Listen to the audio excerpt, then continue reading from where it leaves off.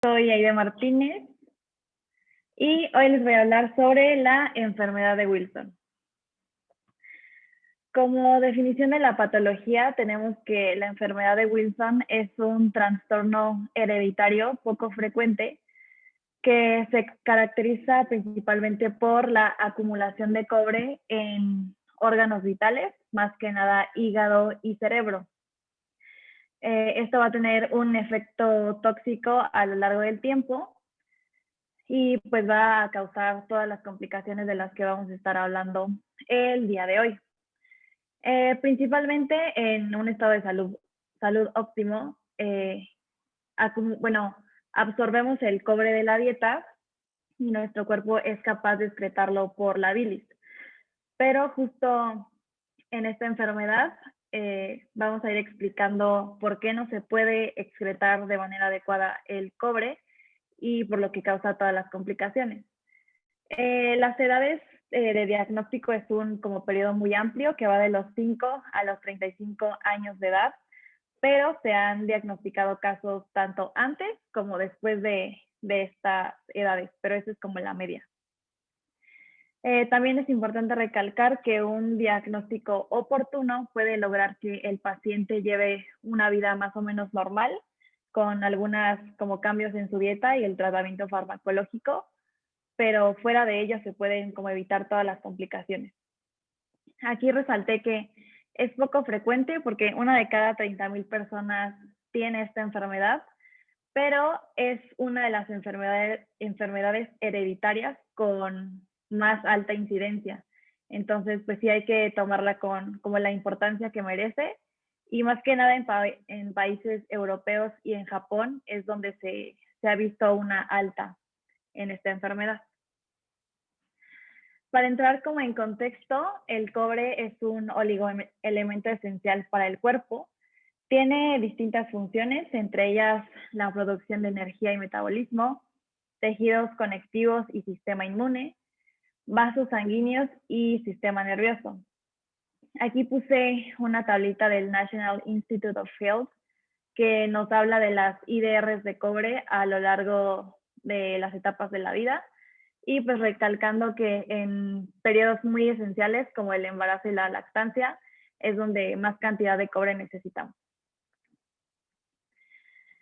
Como fisiopatología ya expliqué que el cobre es muy importante para el desarrollo de nervios saludables, huesos, colágeno y melanina.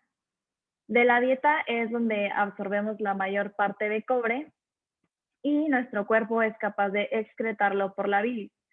Recordando que la bilis es un líquido formado a base de colesterol, sales biliares, bilirrubina, agua, sales y el cobre, del que vamos a estar hablando hoy. En esta enfermedad no se va a excretar de la manera correcta y ahorita vamos a ver qué pasa, por lo cual se va acumulando en órganos vitales a lo largo del tiempo hasta llegar a un límite que causa toxicidad. Aquí es importante recalcar que la enfermedad como tal no se presenta de un día para el otro.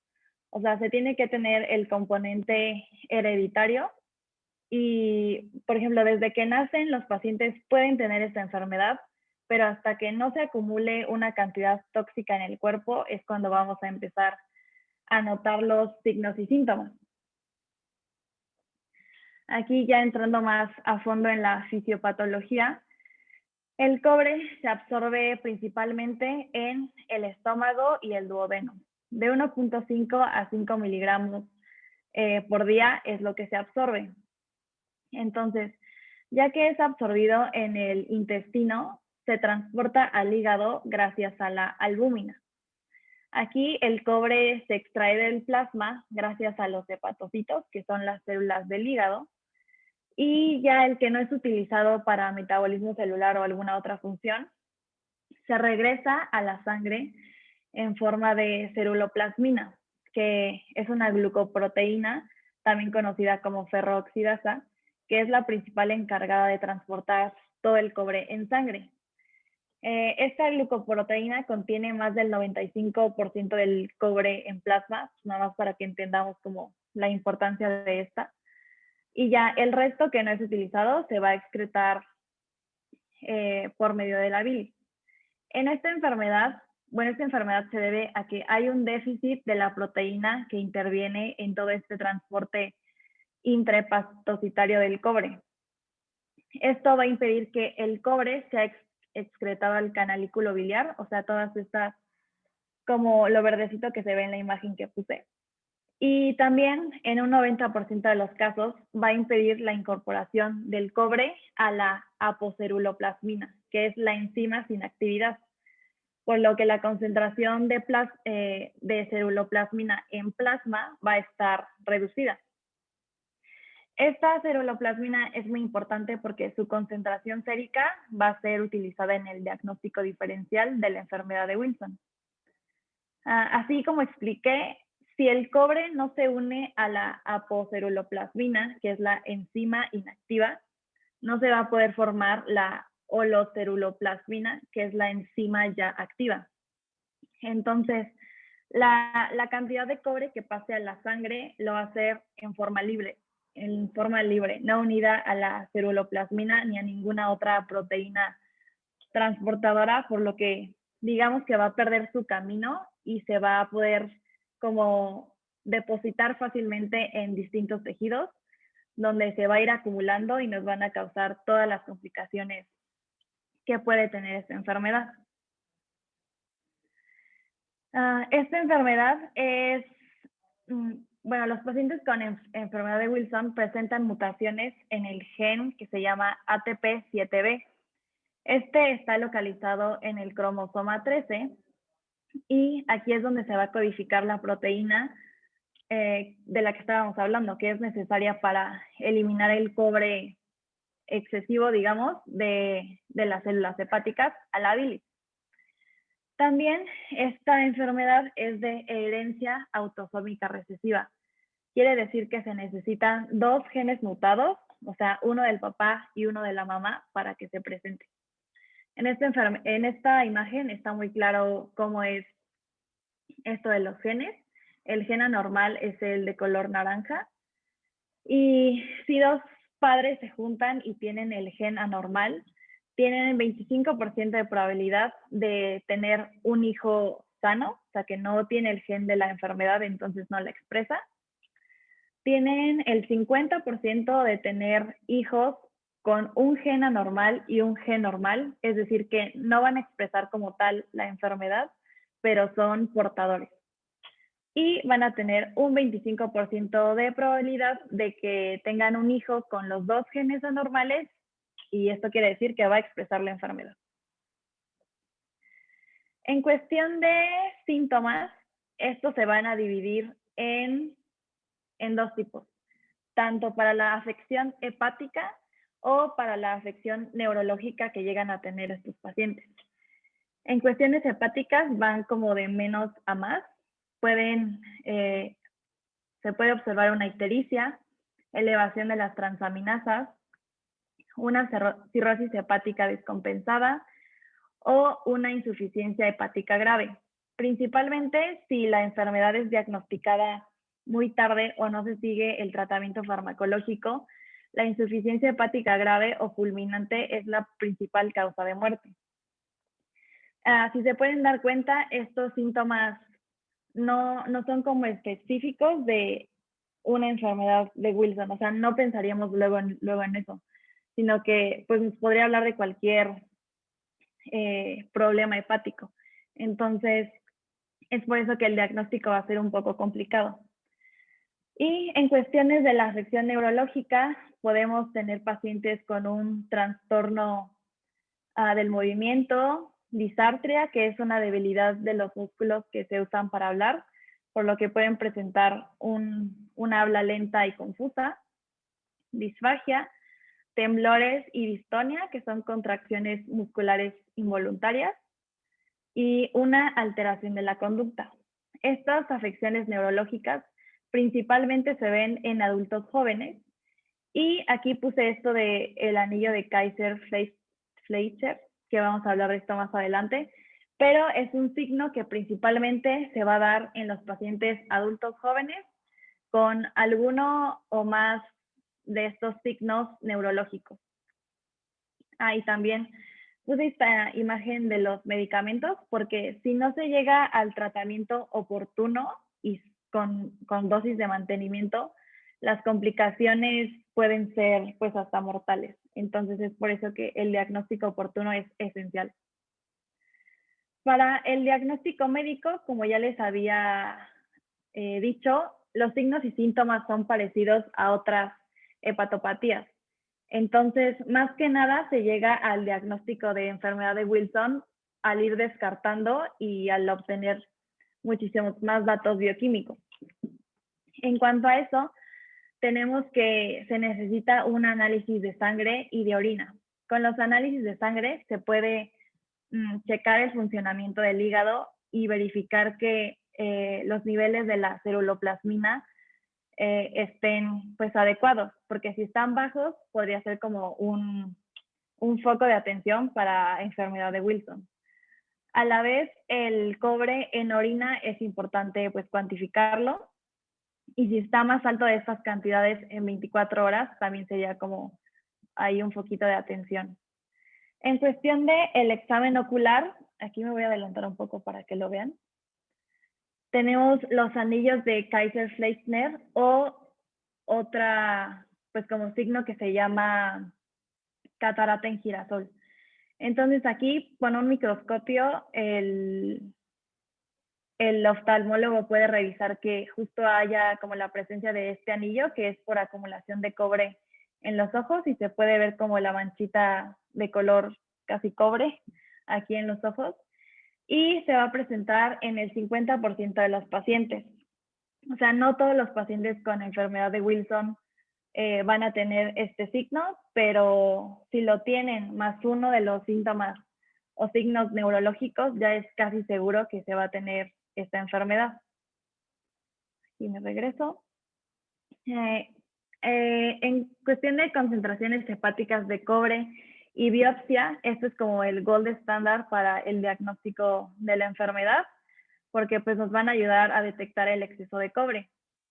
Solo que la cuestión aquí con la biopsia es que como es más invasiva o muy invasiva, se tiene que tomar como la última herramienta para el diagnóstico, pero es muy, muy específica. Y también se podrían hacer análisis genéticos, pero esto es un poco complicado y casi no se utiliza para identificar las mutaciones genéticas. Y aquí, como les comenté, la ceruloplasmina sérica menor a 20 miligramos por decilitro nos sirve para el diagnóstico diferencial. Y aquí para recordar, en bioquímicos se deben de analizar los niveles de cobre y los niveles de ceruloplasmina, que si están bajos, nos puede indicar una enfermedad de Wilson. La excreción urinaria de cobre y las concentraciones de cobre intrahepático aumentado también nos estarían hablando de esta enfermedad. Esto ya lo vimos. Para el tratamiento farmacológico se divide en dos partes, en la parte de estabilización, que es bajar las concentraciones de cobre que nos están provocando la toxicidad, y un mantenimiento que va a ser un tratamiento farmacológico de por vida para que justamente los niveles de cobre no se nos vuelvan a elevar en estos pacientes. El tratamiento farmacológico actual se basa en medicamentos quelantes. Esto quiere decir que van a fijar el cobre y van a ayudarlo a excretarlo por orina. Básicamente se utiliza la penicilamina o la trientina. Los dos sirven para lo mismo, son quelantes, solo que muchas veces se reportan efectos adversos con la penicilamina y por eso se cambia al tratamiento con trientina. También aquí hay que tener como cuidado porque la penicilamina inhibe la acción de la piridoxina, o sea, la vitamina B6. Entonces, el tratamiento pues, nutricional tendría que tener ojo aquí para pues, no llegar a otra deficiencia. Y el tratamiento de mantenimiento se usa un acetato o sulfato de zinc, porque estos evitan que la absorción de cobre de los alimentos. Entonces, pues esto nos va a ayudar mucho a que las concentraciones no se vuelvan a elevar. Este tratamiento se toma 1 hora antes de las comidas para que tenga su mayor efecto. Y también como tratamiento puse el trasplante de hígado, que se da en casos pues donde el daño hepático es muy, muy grave y donde ya no hay pues, como otra cosa que hacer. Para el tratamiento nutricional, básicamente se va a basar en limitar la cantidad de cobre que se consume en la dieta. Los alimentos con mayor cantidad de cobre son ostras y mariscos, hígado de res, nueces y semillas, chocolate, cereales, principalmente a base de trigo, papas, champiñones, aguacate, garbanzo y tofu. Entonces, estos pacientes deben de limitar su consumo de estos alimentos o que sea muy, muy, muy como pues esporádicamente para que no nos cause ningún efecto y mantener su tratamiento farmacológico. También las guías del National Institute nos recomiendan analizar los niveles de cobre en el agua del grifo porque pues la mayor parte de las tuberías podrían llegar a ser de cobre, entonces ahí podría haber como cierta contaminación, digamos. Y también es importante checar la disfagia, porque si los pacientes tienen alguna afección neurológica por esta enfermedad, pues tendríamos que ajustar su plan a una consistencia adecuada para estos pacientes. También el tratamiento nutricional se divide en complicaciones hepáticas, que suelen ser cirrosis o insuficiencia hepática, y problemas renales como la litiasis. En cuestiones hepáticas, la ESPEN nos recomienda una dieta de 25 a 35 kilocalorías por kilogramo al día. Esto claro que se personaliza y se adecua a si tiene alguna otra comorbilidad del paciente. Un aporte proteico de 0.8 a 1.5 gramos por kilogramo de predominio vegetal. 25 a 30 gramos de fibra, sodio de 1 a 2 gramos, restricción de líquidos en caso de hiponatremia, 6 tiempos de comida, o sea, cada 4 horas para mantener las cargas de glucosa. La ESPEN también nos recomienda evitar ayunos prolongados en este tipo de pacientes y una colación nocturna justo para que el periodo de la noche no estén sin comer tanto tiempo. Y en cuestiones de problemas renales, lo más común es una litiasis, por lo que se recomienda una dieta alta en potasio y magnesio, que son protectores para que no se formen los litos. Baja en sodio, limitar el consumo de carnes rojas porque pueden promover la inflamación. 1 gramo por kilogramo de peso ideal de proteínas de origen predominante vegetal y baja en oxalatos, que aquí puse como las imágenes de los alimentos altos en oxalatos. También aquí puse las recomendaciones de la ESPEN en cuanto a cirrosis, por si quieren checar las guías. Trasplante hepático, tanto periodo prequirúrgico como postquirúrgico y de mantenimiento, igual de la ESPEN, para que por si las quieren checar.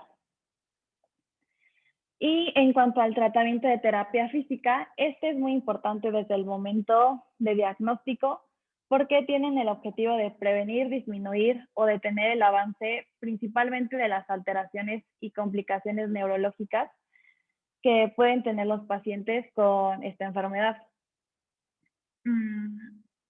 Es una rehabilitación para estos pacientes con el fin de darles independencia en su vida diaria y en el entorno social.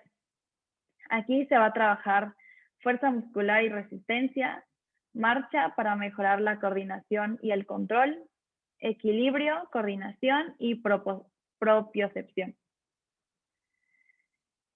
Con la terapia física se va a buscar normalizar el tono muscular, evitar rigidez y deformidades, porque pues estos pacientes podrían llegar a pasar periodos prolongados en cama si tienen la afección neurológica. Mantener las capacidades físicas, un buen control de la postura, reducir los temblores, que son como síntomas de esta enfermedad, ejercicios respiratorios, recordando que este tratamiento debe ser personalizado y diario. Y además leí que se recomiendan las terapias psicológicas en niños y adolescentes para que las afecciones neurológicas no los impidan como en su vida diaria, en su comunicación y entorno social. Como conclusiones, tenemos que el diagnóstico oportuno mejora increíblemente la calidad de vida del paciente.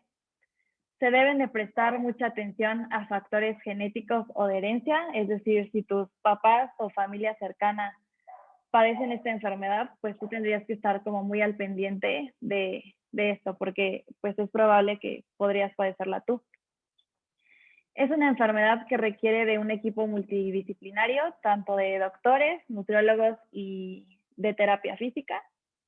El abordaje nutricional es esencial para evitar deficiencias o más complicaciones por incremento del cobre. Y la terapia física es un recurso vital y excelente para una rehabilitación. Y listo, aquí están las referencias. Pues muy bien, creo que estuvo muy completa tu exposición. Aquí, de hecho, tocaste los puntos como muy en orden, como los habíamos establecido, pero igual quisiera saber de tu parte, ¿cuál fue la expectativa que tú tendrías del tratamiento nutricional en cuanto pues, a la prevención de las complicaciones del paciente con enfermedad de Wilson? Pues hablando desde el punto de vista pues, de que eres nutrióloga, ¿no? O sea, ¿cómo podrías impactar? ¿Qué podrías prevenir? Digamos, ¿qué complicaciones podrías prevenir a través del tratamiento nutricional? Sí, pues básicamente el mantenimiento de la enfermedad, o sea, que las complicaciones se reduzcan y no vuelvan, es a base de la dieta. Es decir, es como las personas con celiaquía. O sea, si les quitas el gluten, pues su calidad de vida va a mejorar muchísimo. Y en este caso, si quitamos los alimentos altos en cobre, pero pues cuidando de que no haya ninguna otra deficiencia, pues esta va a ser la base de que los pacientes tengan una calidad de vida y, o sea, van a depender del medicamento, porque pues son dosis de mantenimiento de por vida, pero creo que justamente un plan nutricio adecuado y personalizado es la base para que estén bien. Y también como la penicilamina puede interferir en la absorción de B6, digo, sí es súper importante estar monitoreando todo eso. Exacto, justo, o sea, hay mucha interacción de nutrimentos, medicamentos y a la vez, pues la dieta es de los principales factores que van a poder, pues, propiciar un mejor pronóstico de la enfermedad en cualquiera de sus etapas, ¿no? O sea, independientemente de si están en recién diagnóstico o trasplantados incluso, pues van a requerir el tratamiento nutricional, solamente hay que saber aplicarlo en el momento preciso, pues estas recomendaciones. Muy bien, Aide. Entonces, de calificación, tuviste 10 de manera global en todos los aspectos de la rúbrica, los cubriste. Y pues voy a subir esta presentación para compartirla también con tus compañeros y que tengan pues, como referencia para sus guías de estudio, ¿vale? Sí, claro. Muchas gracias, Nico. No, al contrario. Entonces, ya nada más me queda igual